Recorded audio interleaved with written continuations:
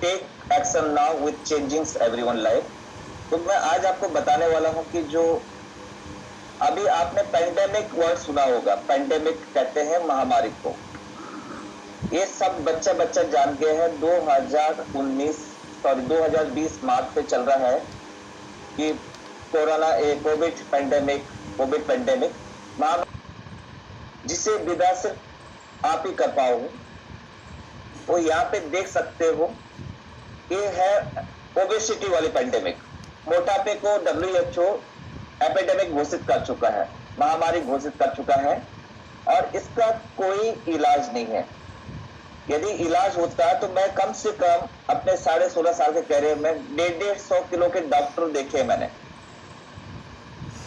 अभी मैं मेरी मदर की 2 तरह के लोग होते हैं, एक तो जिनको सूरज जगाता है और जो सूरज को जगाते हैं, ब्रह्म मुहूर्त कहते हैं। ये हम बार बार जब भी मैराथन शुरू होता है हम इसको इसलिए रिमाइंड कराते हैं कि जो मुहूर्त का मतलब होता है पहर होता है, ब्रह्म का मतलब ज्ञान का समय है। तो आपने वर्ड सुना होगा दोपहर, कई लोग सिर्फ दोपहर पर, लेकिन ये 2 शब्दों से बना है, दो और पहर। पहर होता है 48 मिनट का एक पहर होता है, तो 48 इंटू 48 96 मिनट। तो जो सूर्योदय से पहले 96 मिनट का पहर होता है उसको ब्रह्म मुहूर्त कहते हैं। तो जो लोग ब्रह्म मुहूर्त में उठते हैं उनकी आप सेहत देख लीजिए, उनकी आप तंदुरुस्ती देख लीजिए, उनका आप स्टेमिना देख लीजिए। और जो लोग सूरज उगने के बाद उठते हैं 7 बजे, 8 बजे, 9 बजे, उनका आप देख लीजिए। थोड़ा सा उठने में कष्ट होता है, लेकिन यहाँ पे इसकी कोई दवाई नहीं है कि ब्रह्म मुहूर्त से मैं कैसे लेट उठने से कैसे जल्दी उठ। ये आपका दृढ़ संकल्प करता है। जिस दिन आप ठान लेते, मैं ये नहीं कह रहा कि आप 8 बजे उठते हो तो आप तुरंत 6 बजे उठ जाओगे। 8 बजे उठते हो तो अगले हफ्ते 7:45 बजे उठो, ग्रेजुअली धीरे धीरे करके 2-3 महीने में उसको 6 बजे तक लेके आ जाओ। आपको मालूम भी नहीं पड़ेगा कि कब आप सूरज से पहले उठने लग गए। ये देखिए, संस्कृत का बहुत अच्छा श्लोक है इसमें ब्रह्म मुहूर्त उठने के बारे में। ये हेल्दी इंडिविजुअल ब्रह्म मुहूर्ते उति श्रेष्ठ स्वस्थ रक्षार्थ मायुषा, मतलब ये healthy individual should wake up in ब्रह्म मुहूर्त। एक जो हेल्दी इंडिविजुअल, एक व्यक्ति को 96 पहले बिफोर सनराइज उठना चाहिए to protect and improve one health, अपनी सेहत को कायम रखने के लिए और उसमें सुधार करने के लिए। Brahma means knowledge, the time to seek knowledge is called Brahma Muhurta. जो ज्ञान प्राप्त करने का समय है उसे नॉलेज कहते हैं। कोई जरूरी नहीं कि आपने पुस्तक ही पढ़ के ज्ञान प्राप्त करना है, आप लोग एक्सरसाइज करते हो जो, वो भी ज्ञान प्राप्त करना ही है। Start your day with a big गिलास ऑफ वाटर। आपने देखा होगा, मैं बैठा रहता हूँ, पानी लेके बैठे सबसे पहले, और बिग गिलास इसलिए लिखा है मैंने कि जो आपके पास में सबसे बड़ा गिलास हो। देखिए आप यहाँ पे देख सकते हो, आधा लीटर के गिलास है, इसमें आप पानी पीजिएगा। ना तो पानी फ्रिज का होना चाहिए, ना मटके का होना चाहिए।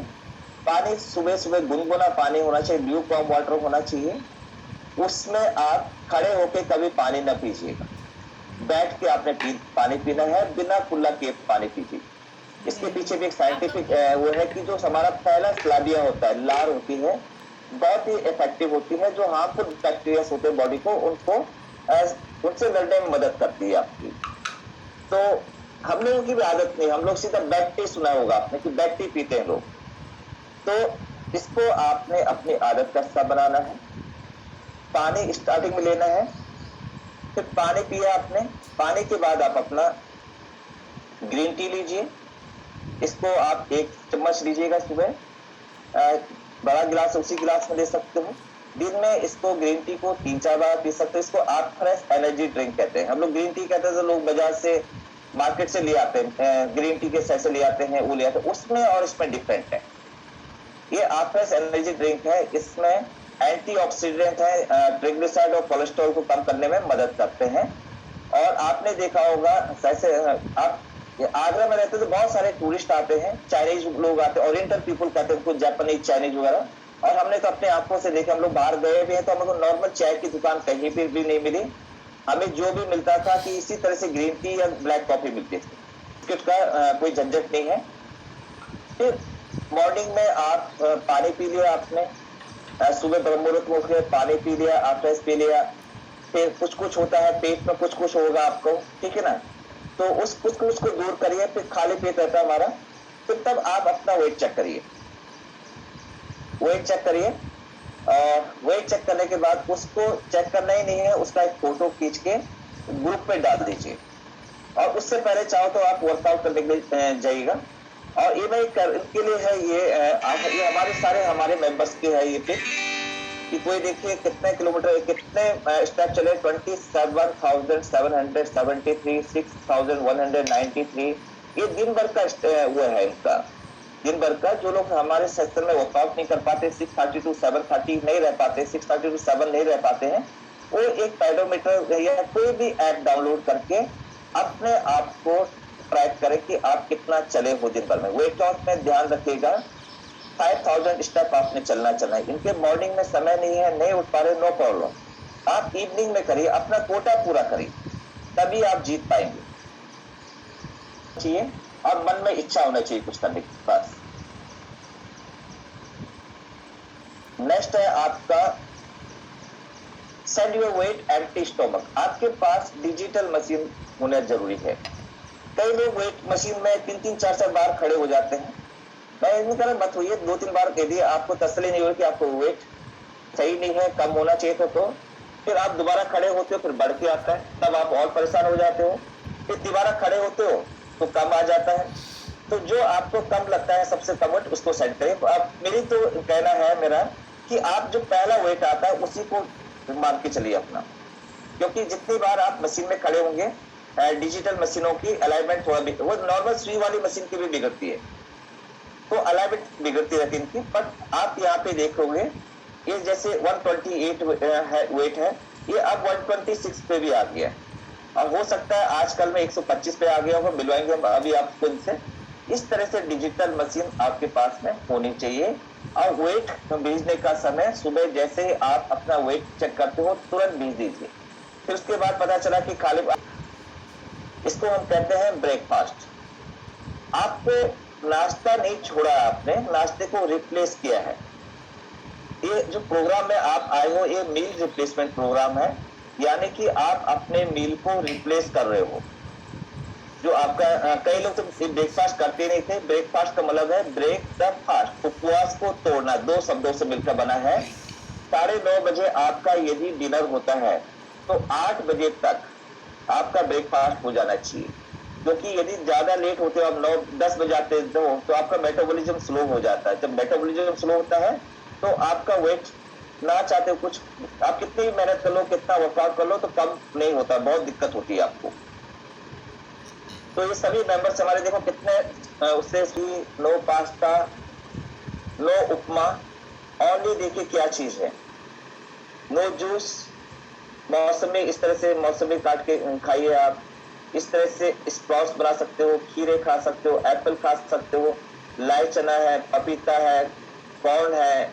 इस तरह से आपके पास बहुत सारी चॉइस है। और बाकी आप टपा भी सकते हो, जिस ग्रुप में आएगा तो आप कॉपी भी कर सकते हो कि आज में इन्होंने इतना अच्छा बनाया है तो हम इसको बनाते हैं, हम भी आज ऐसे बनाते हैं। तो अभी 100 कैलोरी का स्नैक होना चाहिए आपका। ये नहीं कि 11 बजे भी आप ब्रेकफास्ट के बराबर खाने के बाद ही खाएं, थोड़ा सा लेना है आपने 100 कैलोरी के आसपास में। अब लंच टाइम हो गया, यहाँ पे आप एक गौर करेंगे चीज कि थाली में आपको चावल ही चावल है या तो रोटी रोटी है। थोड़ा सा 10 दिन के लिए यदि आप पॉसिबल हो तो आप मल्टीग्रेन आटा मंगा लीजिएगा। और सर्दियों का टाइम होगा तो मैं तो बोलूंगा सर्दियों के टाइम में आप बाजरा, जई वगैरह की रोटी खाइएगा। कुछ समय तक आप ग्लूटीन से मुक्त रहते हो तो आपके शरीर के अंदर ड्रामेटिक चेंज आता है। एक मैंने आप गेहूं छोड़ के देखिए, एक बुक पढ़ी है मैंने, व्हीट बेली, मतलब गेहूं, हिंदी में उसका अनुवाद है गेहूं की तोंद, व्हीट बेली।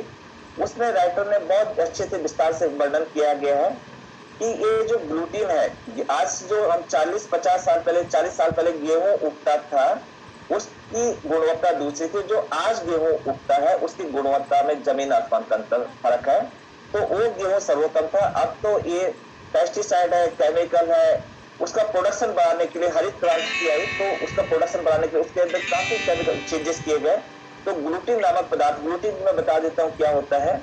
आप एक एक्सपेरिमेंट करते हैं, यदि आपके घर में गेहूं होता है, आजकल घर में गेहूं मिलता ही नहीं, मैंने तो कब से अपने घर में गेहूं नहीं देखा, तो एक लाइव डेमो ले सकते हो आप कि आप पानी में रात को गेहूं भिगा दीजिए 10-20 दाने, सुबह जब गेहूं फूलता है तो उसको चबाइएगा, जो रेसा रेसा है वो आपके पेट के अंदर चलेगा, दैट इज फाइबर। फाइबर है, कार्बोहाइड्रेट्स है, लेकिन एक च्युइंगम सी गोली बनेगी, दैट इज ग्लूटेन। और इंडिया में 30 to 40% लोग ग्लूटेन इंटॉलरेंट होते हैं। लोग कहते हैं सर दलिया खा सकते हैं, मैं कहता हूँ थोड़ा सा दलिया भी गेहूं का थोड़ा सा अवॉइड करो अभी दलिया को। मैगी है, पास्ता है, ये सब किससे बने हैं? गेहूं से तो बना है मैदा भी। तो आप इस दौरान देखिए कि क्या क्या आइटम खा सकते हो, गेहूं का सब्स्टिट्यूट ढूंढिए। राइस अच्छा, ब्राउन राइस खा सकते हो आप, मांड निकाल के राइस बना सकते हो आप। और दूसरी चीज, थोड़ा सा जब लंच लेते हो तो दही, दाल, रोटी, सब्जी और प्याज उज ले लीजिए। अब खीरा और टमाटर को एक साथ नहीं मिलाना आपने कभी भी, या तो खीरा लीजिए या तो टमाटर लीजिएगा। तो इस तरह से देखिए ये सात्विक खाना है। आप कभी गुरुद्वारे में जाओगे, आप कभी मंदिरों में जाओगे तो आपको ऐसा खाना मिलेगा। एक खाना जीने के लिए है, बट स्वादिष्ट भी है, फिर बहुत अच्छा स्वाद बनाते हैं, स्वादिष्ट भी है, पर जीने के लिए इसी प्रकार का खाना खाया जाता है। पेट को आराम देता है 4 बजे, 2:30 बजे। अब खाना तो खाना है, कुछ लोगों के मन में आ गया कि चाहे 3 बजे खाओ, चाहे 4 बजे खाओ, चाहे 2 बजे खाओ, 1 बजे खाओ, क्या फर्क पड़ता है? यस, फर्क पड़ता है। फर्क ये पड़ता है कि 2 बजे तक हमारी जो पाचन प्रक्रिया रहती है, मेटाबॉलिज्म कहते हैं जिसको, चयापचय की, वो बहुत एक्टिव रहती है, क्रियाशील रहती है। यदि आप 1:30-2 बजे खाना खाते हो, खाना आपको इजीली डाइजेस्ट होता है। अक्सर देखिएगा मार्केट में, कभी ट्रेडिशनल मार्केट में चले जाइए जहाँ पे लाला लोग रहते हैं, गद्दी में बैठे रहते हैं, उनका जो लंच का टाइम होता है वो हमेशा 3 से 4 के बीच में होता है। और जो समझदार है, जो थोड़ा सा एजुकेटेड लोग हैं, जो टाइम से खाते हैं और जो 3-4 बजे लंच करते हैं, उनका देख लीजिए फिजिक में कितना फर्क होता है। दूसरा एग्जाम्पल, मिलिट्री वाले, हम लोग मिलिट्री बैकग्राउंड से हैं, तो कभी भी हमने देखा कि हमें भी आदत वही बनी है कि 12:30-1:00 के बीच में हमारा लंच हो जाता है। मिलिट्री वालों की पर्सनैलिटी देख लीजिए आप, और पुलिस वालों को देखिए, पुलिसमैन में कोई खाने पीने का टाइम नहीं है, उनका कोई खाने पीने का टाइम नहीं है। जब ड्यूटी से फ्री होते तब खाते हैं, तो बेचारों की तोड़ निकल जाती, वो उनकी गलती नहीं है, ठीक है ना। वो क्या है, टाइम नहीं मिला, बट आदमी टाइम चुरा सकता है, टाइम को मैनेज करना होता है हमें, करनी है अपनी। और इतना मैं बता दूं, कभी कभी आपका मन ललचाता है, तो ह्यूमन बीइंग है हम लोग, खा सकते हो, एक समोसा खा सकते हैं, सरियस खा सकते हो, एक समोसे से वजन नहीं बढ़ता, बट बार बार समोसे खाने से वजन बढ़ता। पर कोशिश करो कि मैराथन के दौरान ना खाए तो अच्छा है। एक कचौड़ी से वजन नहीं बढ़ेगा, बार बार बेड़े कचौड़ी से वजन बढ़ेगा। एक सेक पीने से किसी का वजन नहीं घटेगा, बार बार सेक पीने से वजन घटेगा, करेक्ट। अब आगे बढ़ते हैं, लंच के बाद क्या होता है। लंच के बाद हमारा स्नैक्स का टाइम आता है। स्नैक्स का टाइम 4 to 5:30, कोशिश करो 4 से 5 के बीच में, या 3:30 से 4 के बीच में ले लो। इतनी अच्छी अच्छी चीजें देखो, अनार है, यहाँ पे है, खिचड़ी है। मैं तो कहता हूँ इस दिन यदि मेरे को वजन कम करना होता तो मूंग की दाल एक ऐसी चीज है, मैं उसकी कम से कम 10 अलग अलग आइटम बना के यूज करता हूँ। किसी दिन मैं मूंग की दाल के चीले खाता, किसी दिन मैं मूंग की दाल पीता, किसी दिन मैं मुरादाबादी मूंग की दाल लेता। बहुत ही डिफरेंट तरह की है, बट उसमें मुरादाबादी दाल सबसे बेस्ट है, मूंग की खिचड़ी सबसे बेस्ट है, ओट्स की खिचड़ी बना सकते हो आप, कई चीजें हैं। आप फल फ्रूट, जहाँ तक सवाल है, तो फल फ्रूट आप सीजनल फ्रूट खाएं तो अच्छा है, कोल्ड स्टोरेज वाले फ्रूट ना खाएं। सीजन का मतलब है गोभी सर्दियों की है तो गोभी को सर्दियों में ही खाना है। अभी जैसे नाशपाती आ रही है, ये जो भी आते हैं आजकल के फल है, आपको उनको सीजन में ही खाना है। तो इवनिंग स्नैक्स हो गया आपका। अब आते हैं नाइट में सेक। जो लोग वजन कम कर रहे हैं, वेट लॉस है, उनको रात का सेक मस्ट है, तभी आपका वजन कम होगा। एक ही टाइम पीने से क्यों नहीं होगा मैराथन वेट, क्योंकि मैं भी एक टाइम पी रहा हूँ सेक, क्योंकि मेरे को वजन मेंटेन करना है। आप भी एक ही टाइम पियोगे तो आपका कैसे होगा। तो आपको इस दौरान 2 बार सेक पीना है, 2 टाइम सेक लेना है, तो तभी आप 4-5 किलो की सो सकते हो, 4-5 किलो की सो सकते हो। जो चीज एक देखो ना, मैराथन के माध्यम से जो चीज आपको 3 महीने में होनी होगी, 4 महीने में, वो आप मैराथन के द्वारा 2 महीने में प्राप्त कर सकते हो। कल एक कृतिका मैडम थी जो हमारी चैंपियन है यहाँ पे, उन्होंने कहा कि उन्होंने 2 महीने में 16 kg कम हो गया उनका।